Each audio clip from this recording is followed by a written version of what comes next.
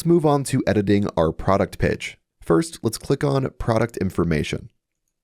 Let's first adjust our product title and our product price. I'll go ahead and update the product title here to say Luna Lamp. That's the brand name that I'll be going with for this product. And a little bit later on in the Shopify theme editor, I'll also upload a logo that says Luna Lamp so it ties our whole dropshipping store together. And on the back end of the product title here, I'll add Moon Night Light.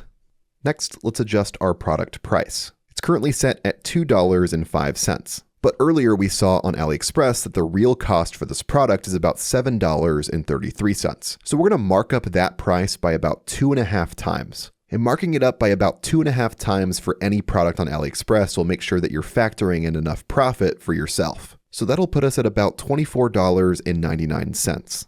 Now, if I scroll down here on the right-hand side, I can see that everything has been updated here. And just like before when we looked at the home page, I'm able to scroll through the product page here and change out all of the text. So let's say, for example, I wanted to open up the Most Common Questions tab.